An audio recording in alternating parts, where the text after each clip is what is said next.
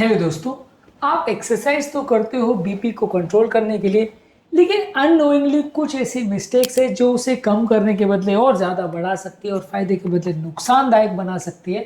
आज हम बात करेंगे हाइपरटेंसिव पेशेंट्स में एक्सरसाइज करने के दौरान कौन कौन सी ऐसी कॉमन गलतियां हैं जो लोग करते हैं, जिन्हें अवॉइड करना चाहिए ताकि आप अपनी एक्सरसाइजेस को ज़्यादा हेल्दी बना सकें। टॉपिक पर जाने से पहले जो लोग हमारे चैनल पर नए हैं उन्हें रिक्वेस्ट करूंगा कि चैनल को सब्सक्राइब करें। हमारे चैनल का पर्पज़ है हेल्थ एजुकेशन के द्वारा लोग को हेल्दी बनाना। इस मिशन में आप हमारे सहभागी बन सकते हैं चैनल को सब्सक्राइब करके, वीडियोस को लाइक करके, कंटेंट्स को शेयर करके।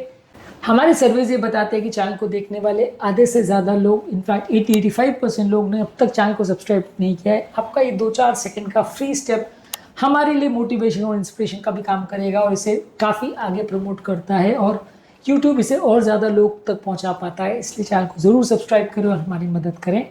टॉपिक के दौरान कुछ इंटरेस्टिंग साइंटिफिक फैक्ट्स, कुछ प्रैक्टिकल यूटिलिटी की बातें, कुछ साइंटिफिक स्टडीज भी आपको बताऊंगा, इसलिए बने रहिए हमारे साथ वीडियो तक। चलिए शुरू करते हैं हमारे साथ हेल्थ का सफर। क्या आपकी नॉलेज में कोई ऐसी एक्सरसाइज मिस्टेक है जो आप करते हो जिसको ब्लड प्रेशर वाले पेशेंट को नहीं करना चाहिए? कमेंट सेक्शन में लिख के हमें बताएं। यदि आप एक्सरसाइज और खासकर हेवी एक्सरसाइज को बहुत अर्ली स्टेजेस में करते हैं बिना किसी वार्म अप के, तो ये आपके ब्लड प्रेशर को काफ़ी बढ़ा सकता है। जर्नल ऑफ हाइपरटेंशन में 2020 में एक आर्टिकल पब्लिश हुआ था जिसमें बताया गया था कि एक्सरसाइज आपके सिस्टोलिक ब्लड प्रेशर को 25 मिलीमीटर्स तक बढ़ा सकता है, खासकर यदि कोई व्यक्ति हाई इंटेंसिटी एक्सरसाइज को बिना वार्मिंग अप के करेगा। और इसी वजह से कई बार लोग को एक्सरसाइज करने के दौरान लकवे वगैरह का प्रॉब्लम आ सकता है। हमारे एक पेशेंट ने अपना ब्लड प्रेशर जिम में एक्सरसाइज करने के दौरान 190 रिकॉर्ड किया था। तो ये काफ़ी कॉमन होता है जब लोग अपना एक्सरसाइज बिना किसी वार्मिंग अप की या बिना किसी प्रिपरेशन के करते हैं, सडनली हेवी इंटेंसिटी एक्सरसाइज करते हैं, तो वो ब्लड प्रेशर को बढ़ा सकता है, कई बार डेंजरस लेवल तक भी पहुंचा सकता है, जो कि हाई ब्लड प्रेशर वाले पेशेंट्स के लिए अच्छा नहीं है। इसके अलावा आप अगर एक्सरसाइज के दौरान, खासकर हेवी वेट लिफ्टिंग के दौरान, यदि अपनी सांस को रोकते हैं, वैल्साल्वा मनूवर करते हैं, तो आपका इंट्राथोरेसिक प्रेशर बढ़ सकता है, जिससे आपका बीपी काफ़ी ज़्यादा बढ़ सकता है।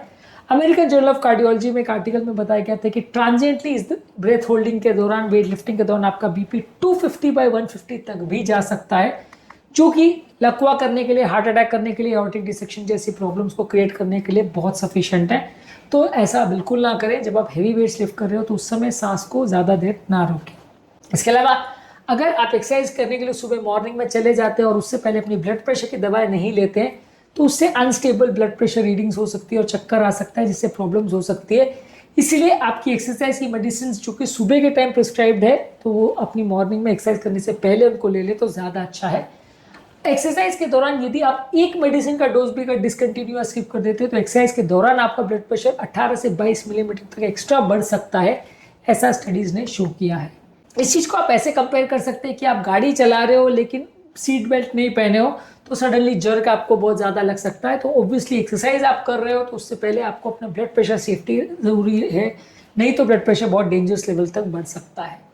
एक्सरसाइज के दौरान यदि आप वार्म अप और कूल डाउन पर अगर कॉन्सेंट्रेट नहीं करते, तो आपकी नलियाँ बहुत जल्दी एक्सपैंड और कॉन्ट्रैक्ट करती है, जो कि हाइपरटेंसिव पेशेंट्स के लिए अच्छा नहीं है। स्टडीज ने शो किया है कि यदि आप एक्सरसाइज से पहले 10 मिनट का अगर वार्म अप करते हैं, तो exercise induced blood pressure spikes जो है 30% तक कम किए जा सकते हैं। तो वार्मिंग अप और कूल डाउन पर ज़्यादा फोकस करना है यदि आपको हाइपरटेंशन की प्रॉब्लम है तो। इसके अलावा यदि आप हाई इंटेंसिटी वर्कआउट बहुत ज़्यादा करते हैं, तो वो आपके ब्लड प्रेशर को बहुत ज़्यादा शूटअप कर सकता है। सर्कुलेशन में 2021 में एक आर्टिकल पब्लिश हुआ था जिसमें बताया गया था कि हाई इंटेंसिटी इंटरवल ट्रेनिंग जो लोग हफ्ते में 5 बार करते हैं, वो आपके ब्लड प्रेशर को 8 मिलीमीटर तक बढ़ा सकता है 3 महीने में। तो इसलिए बहुत अग्रेसिव एक्सरसाइज, बहुत ज़्यादा इंटेंसिटी की एक्सरसाइज और बहुत ज़्यादा ओवर वर्क वाली एक्सरसाइज को ज़्यादा आपको नहीं करना है। यदि आपको बहुत ज़्यादा हाइपरटेंशन का प्रॉब्लम है, वो आपके ब्लड प्रेशर को डेंजरस लेवल्स तक बढ़ा सकता है। इसके अलावा एक्सरसाइज से पहले और एक्सरसाइज के दौरान, एक्सरसाइज के बाद पानी ज़्यादा मात्रा में पीना है। यदि एक्सरसाइज के दौरान बहुत ज़्यादा स्वेटिंग होती है, तो वो आपके ब्लड प्रेशर लेवल्स को चेंज कर सकता है, जिससे आपको चक्कर, कमजोरी आ सकती है, बीपी ओवरशूट भी कर सकता है, जिससे आपको प्रॉब्लम्स हो सकती है। कई बार हाइपोनेट्रीमिया की प्रॉब्लम भी हो सकती है। इसलिए नमक का पानी लेंगे तो ज़्यादा अच्छा है, यानी सॉल्ट वाटर लेंगे तो ज़्यादा अच्छा है। Journal of American society of hypertension में एक आर्टिकल में बताया गया था कि माइल्ड डिहाइड्रेशन आपके ब्लड प्रेशर को एक्सरसाइज के बाद 7 से 10 मिलीमीटर तक बढ़ा सकता है। तो इनफैक्ट डिहाइड्रेशन से उल्टा आपका ब्लड प्रेशर बढ़ सकता है। इसके अलावा यदि आप एक्सरसाइज के दौरान या उससे पहले अगर स्टिमुलेंट्स लेते हैं, तो वो भी आपके हार्ट रेट और बीपी को बहुत ज़्यादा बढ़ा सकता है। 2020 में मेयो क्लिनिक के एक आर्टिकल में बताया गया था कि यदि आप एनर्जी ड्रिंक्स लेते हैं एक्सरसाइज से पहले तो आपके एक्सरसाइज के दौरान विद इन 30 मिनट्स आपके ब्लड प्रेशर को 6 to 10 मिलीमीटर्स तक बढ़ा सकता है। इसके अलावा यदि आपको एक्सरसाइज के दौरान कुछ ऐसे वार्निंग सिम्टम्स जैसे चक्कर, नाक से ब्लीडिंग होना, सर दर्द होना या चेस्ट पेन हो रहा है तो ये वार्निंग साइंस है। इसके बाद आपको एक्सरसाइज बहुत ज़्यादा नहीं करना है, तुरंत डॉक्टर से संपर्क करना है। अगर ऐसा कुछ हो रहा है तो आपको एक्सरसाइज को कंटिन्यू नहीं करना है। 2019 में एक आर्टिकल में बताया गया था कि एक्सरसाइज के दौरान जो ज़्यादातर कार्डियोवैस्कुलर इवेंट्स होते हैं उसमें कुछ वार्निंग साइंस होते हैं जिनको उन्होंने इग्नोर किया, जिसकी वजह से प्रॉब्लम आई। 40% पेशेंट्स में ये इग्नोर करना घातक साबित होता है। इसके अलावा एक बैलेंस्ड वर्कआउट होना ज़रूरी है जिसमें रेजिस्टेंस ट्रेनिंग और एरोबिक दोनों को करना ज़रूरी है। यदि आप बैलेंस ट्रेनिंग नहीं करते हैं तो आपका ओवरऑल फ़ायदा नहीं होता है। कुछ लोग सिर्फ कार्डियो करते हैं, कुछ लोग सिर्फ स्ट्रेंथ ट्रेनिंग करते हैं, दोनों से फ़ायदा नहीं होता है। स्ट्रेंथ ट्रेनिंग कार्डियो के साथ यदि आप करते हैं तो आपके सिस्टोलिक ब्लड प्रेशर को 6 मिलीमीटर्स तक एक्स्ट्रा कम कर सकता है। इसलिए दोनों का एक प्रॉपर सामंजस्य या एक प्रॉपर बैलेंस मेंटेन करना ज़रूरी है। इसके अलावा बहुत एक्सट्रीम टेम्परेचर पे यदि आप एक्सरसाइज करते हैं, अनवेंटिलेटेड जिम में या बिना एसी वाले जिम में एक्सरसाइज करते हैं तो उसकी नलियाँ वैसे व्यक्ति की डायलेट हो सकती हैं और वो आपको बहुत ज़्यादा डिहाइड्रेट कर सकता है। इसके अलावा अगर बहुत ज़्यादा ठंडे एनवायरनमेंट में अगर आप एक्सरसाइज करते हैं तो बीपी बहुत ज़्यादा शूटअप कर सकता है। तो अनवेंटिलेटेड और नॉन एयर कंडीशन जिम्स में कई बार एक्सरसाइज करना डेंजरस हो सकता है, इसलिए वो थोड़ा सा ध्यान रखिए। एटलीस्ट अगर जिम में एसी ना भी हो और मीडियम लेवल का भी जिम हो तो वेंटिलेशन प्रॉपर होना चाहिए ताकि आपको बहुत ज़्यादा गर्मी या ठंडी ना लगे एक्सरसाइज करने के दौरान। 2020 में हाइपरटेंशन रिसर्च में एक आर्टिकल पब्लिश हुआ था जिसने बताया था कि जो लोग 35 डिग्री सेंटीग्रेड से ज़्यादा हाई टेम्परेचर पे अगर एक्सरसाइज करते हैं तो उससे बीपी इंस्टेबिलिटी और चक्कर होने का कारण या प्रॉब्लम बढ़ सकता है।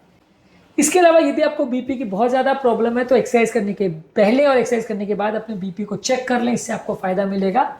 इसके अलावा यदि आप रेगुलर एक्सरसाइज करते हैं तो नींद की क्वालिटी पर भी फोकस करिए। स्लीप क्वालिटी भी बहुत हद तक आपके ब्लड प्रेशर को इन्फ्लुएंस कर सकती है। प्रॉपर ब्लड प्रेशर मेंटेनेंस के लिए प्रॉपर नींद का होना भी ज़रूरी है। इसके अलावा सर पर प्रेशर डालने वाले बहुत ज़्यादा पोस्चर मत करिए और बहुत ज़्यादा टाइट पोस्चर मत करिए, यानी शीर्षासन जैसी चीज़ें मत करिए। इससे आपका ब्रेन का प्रेशर बढ़ सकता है जिससे ब्रेन में ब्लीडिंग या लकवे की प्रॉब्लम हो सकती है। इसलिए हाइपरटेंशन वाले पेशेंट को ब्रेन पर प्रेशर डालने वाली एक्सरसाइजेस नहीं करनी चाहिए।